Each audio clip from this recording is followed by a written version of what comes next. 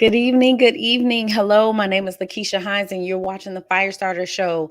I know I'm not in my normal studio, but I am celebrating the love of my life's birthday, and we're actually out of town, so I'm not in the studio tonight. But nonetheless, we're continuing our conversation about God's plan for sexual intimacy, and it has been an interesting conversation, a very, very interesting conversation.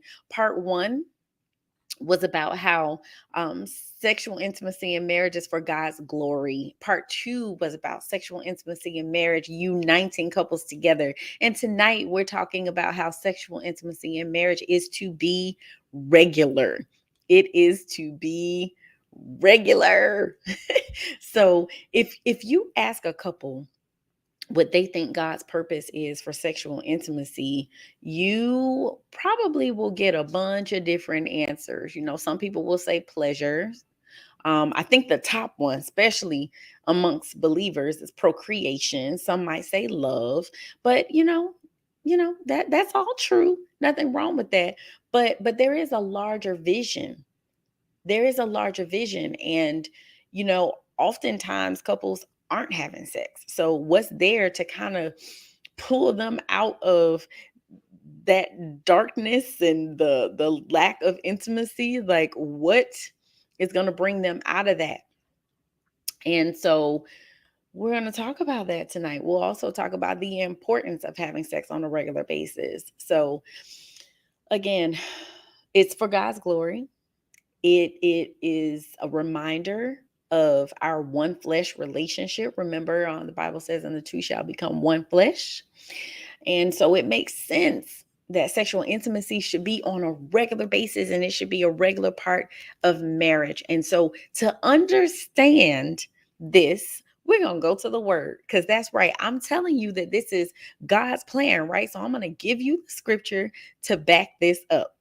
First Corinthians chapter 7, verses 2 through 5 says, "Each man should have sexual relations with his own wife, and each woman with her own husband. The husband should fulfill his marital duty to his wife, and likewise the wife to her husband. The wife does not have authority over her own body, but yields it to her husband. In the same way, the husband does not have authority over his own body, but yields it to his wife. Do not deprive each other, except perhaps by mutual consent and for a time, so that you may devote yourselves to prayer. Then come together again, so that Satan will not tempt you because of your lack of self control." Ooh. So, this is Paul talking to the Corinthians. And it is so important that we understand that Paul is trying to combat erroneous teaching that delegitimize the role of intimacy within marriage. And he's replying to something that the Corinthians had written to him earlier. And so what he's trying to do now is trying to correct it. And so what was said earlier was that it is good for a man not to have sexual relations with a woman. And many, many scholars have talked about this, right? But Paul is not talking to the married people. Okay, none of this is in his teachings to married people. Married people are to fulfill their marital duty through engaging in sexual activity together. This sexual activity is to be consistent unless both parties agree to a time of abstinence for prayer. Now, one thing Paul did not do is talk about the specific amount of time or the frequency, but it is crystal clear that married couples should not go into a time of marital abstinence lightly. Like, there needs to be conversation, there needs to be agreement. We need to be devoting ourselves to prayer, and it is by mutual agreement that Paul set up this framework, right, to help protect married couples from the temptation of the enemy. All right. So it is critically important, again, that we understand that the only time, according to what was written in the Bible, that we are abstaining from sex is by mutual agreement, and we're abstaining for a time of prayer. All right. So critically important that we understand that. All right. So I don't want you to go anywhere. We're going to take a quick break, and then we'll come back and I will tell you about the importance of engaging in sexual intimacy and why it's so important. All right. Don't go anywhere. You're watching the Firestarter Show. Hi there. My name is LaKeesha Hines, and I'm the founder and CEO of Firestarter Coaching Services. I'm reaching out to invite you to attend our 2-hour live class on Saturday, March 25th from 10 a.m. to 12 p.m. Eastern Standard Time. In this class, we'll be discussing the barriers to receiving blessings. Do you want more love, health, wealth, to lose weight, to learn new things, to just have overall more pleasure in life? If so, what's stopping you? You! Find out how we block our own blessings every day by becoming a student in my life class. To register for class, simply scan the QR code on your screen. Remember, don't meet me there, beat me there. See you soon!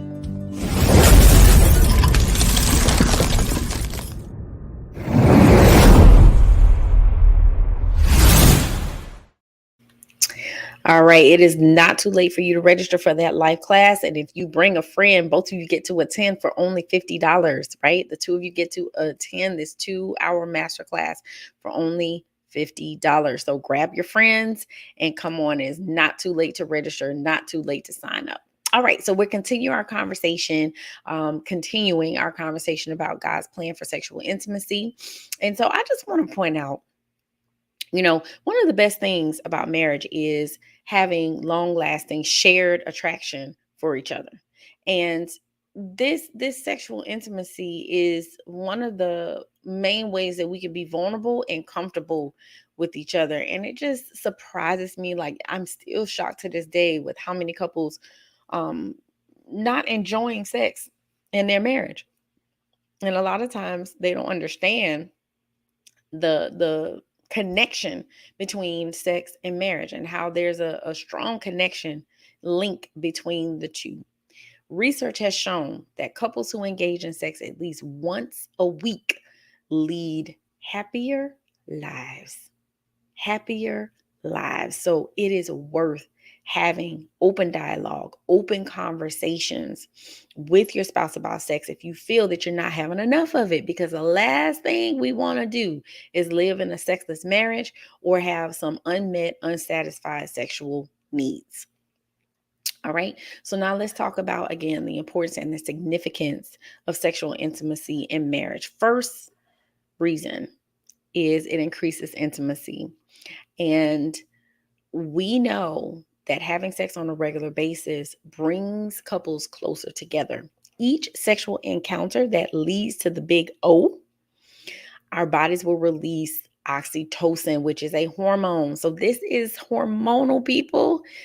That hormone oxytocin makes us feel closer to each other, and it actually strengthens our connection and our bond. So without intimacy in marriage, it is so easy for us to get disconnected and to feel that disconnection. So we must take measures by any means necessary to bring back our sex lives. Otherwise, we will feel completely apart, separate, distanced, disconnected from our spouses. Sex actually helps to ignite the fire that once brought us together in the first place. So when we're actually engaging in sexual intimacy, we are revealing the innermost parts of ourselves to our partners. We must trust them deeply, deeply, not to judge our flaws and to see us and take us just as we are. Sex allows us, as I said, to be vulnerable, but set aside those vulnerabilities and to just get lost in the moment, to get caught up, raptured in the moment. And so if we skip out on having sex for selfish reasons, then literally what we do is we risk completely extinguishing the fire that once existed between us. Having intercourse actually reminds us of what we mean to each other, and we get a deeper meaning to our relationship the more we make time for sex. So it is so important, again, that we're having sex on a regular basis so that we increase that intimacy in our marriages. All right, reason number 2, it decompresses our stress. So now I know, we all know that we have responsibilities that we need to handle within the marriage and outside of the marriage. And it can become extremely stressful trying to balance work and home. And some of you have gone back to school for second and third degrees. So you're trying to balance work, school, and home. Then Lord help us all if they're children. So we're trying to balance the responsibilities with the children as well as with our spouses, our own needs, and all of those things. So we can totally get stressed out trying to balance and manage all of this. Also, if any type of life altering event occurs, a death in the family or loss of income, a child gets sick, critically sick, it can add even more stress and strain on the individual as well as the marriage relationship. But a sexless marriage can put us at risk of stress no matter who we are, where we come from, male, female, rich or poor, young, seasoned, whatever. It puts us at risk of stress. And when we're stressed, guess what goes up? Blood pressure, pulse rates, and sometimes even our blood sugar levels. So we must manage our stress. And because if we don't, then it affects not only our eating habits, but also our sleeping habits, and it reduces our immunity. So now we're more susceptible to illness. And it takes us longer to heal and recover from that illness if we don't manage that stress. Stress can also lower our desire for sex. So it also can affect our libido, our sex drive. So we cannot downplay the importance of having sex, because having sex with our spouses make us feel less stressed, can put us in a better mood. Why is that? Orgasms actually boost the production of dopamine in our brains, which helps to release the stress. So, a good mood can actually make us less stressed, but also it can cause more physical affection with our partners. Our sex drives also have a tendency to improve when we're in a good mood. So, a good sexual relationship releases tension in our daily lives, in our bodies, and we can add even more on, like kissing, hugging, and cuddling, which will alleviate even more stress. So, I'm saying if you're not sold by now, I don't know what will. But if you're still not sold, let's keep going. Reason number 3, it helps us to live life aligned. It helps us to do life together. So we know our marital vows were the first thing that kind of got us committed to one another, but we know over time that level of commitment can fade, and it can turn into more words and less action. That's why we need to have sex, to renew the hope of pursuing life as a couple. Doing life with a spouse for sure has trials and tribulations, has ups and downs, pros and cons, but we have to learn to address these things. We have to find ways that will motivate us to achieve our goals together. And when we are having sex on a regular basis, not only does it bring us together, increases our connection, helps us to trust each other more, it actually helps us to discover the unity that we once had when we exchanged our marital vows. Sexual intimacy can remind us every day of the journey that we're supposed to be pursuing together. Sex can take us back to the early days of our marriage when we were excited about forming our union, and it can lead us to the oneness that we all once dreamed of. So, again, so important that we are living our lives in alignment, connected, on the same page, right? All right. Reason number 4, redirect your drive. Redirect your drive. Sex is a proven way to raise testosterone levels, which boost our libido or our sex drive.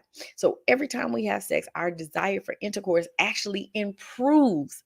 And if the sex ends in the big O, we feel even more confident about our bodies. So guess what? It boosts our body esteem. Sexual intimacy can also alter our hormonal levels and boost self esteem. So not only will you feel better about your body, you feel better about yourself overall. It helps us to understand our bodies and our sexual needs better, because if you're not having sex, then it's difficult a lot of times for you to even know what you want, what you like, and all of those things. So the more you practice, the more you're able to be connected with what it is that you want and you need in that sexual relationship. Sometimes you need a third party, because you're struggling to communicate about sex, you're struggling to face any issues you're that may come up, you're struggling to resolve unresolved conflicts in a relationship, and sometimes you just need to bring in a third party. So if that happens, I'm your girl. This is what I'm actually here for. This is one of the things that I do. I do help couples who are struggling with their sex lives. So all you have to do is schedule a heat call. You can call 727-213-8247 and schedule a heat call, and I can help you with whatever it is that you have going on to give you both the life you desire and increase your sexual intimacy, your intimacy overall. You just need help trying to bring things together because you're feeling disconnected. I'm your girl. I'm here to help you with that. All right. So, again, it can help us live our lives aligned. Okay. It helps us to shift our attention from our flaws to our strongest attributes. It can help us to establish our standards for attractiveness no matter how we look.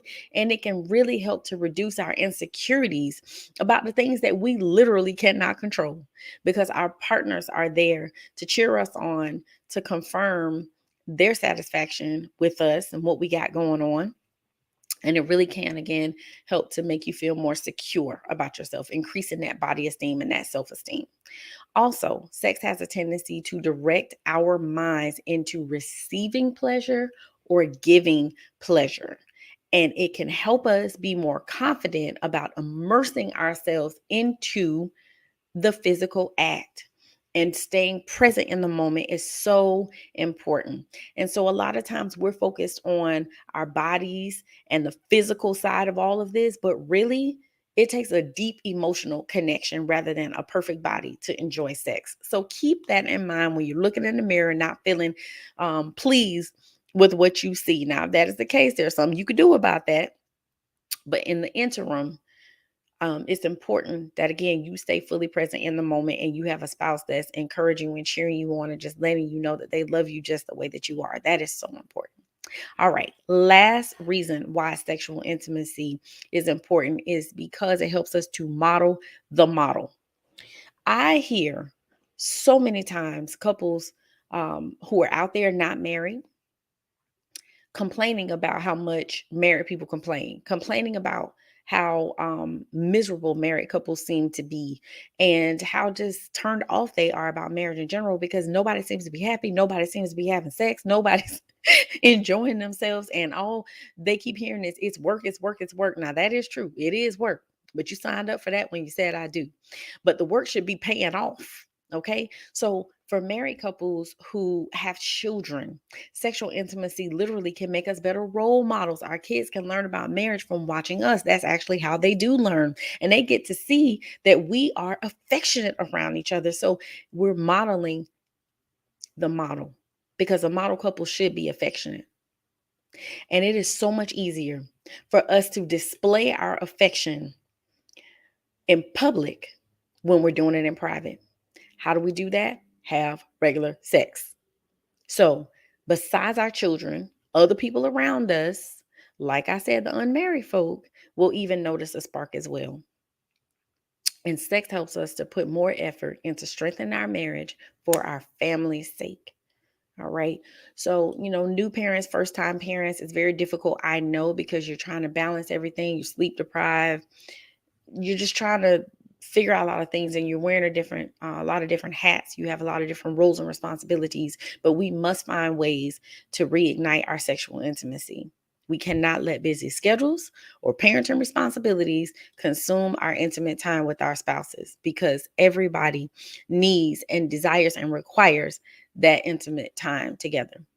So I hope that you are taking away something from this series. We're not done. I believe we have one more part for this series. And so hang in here.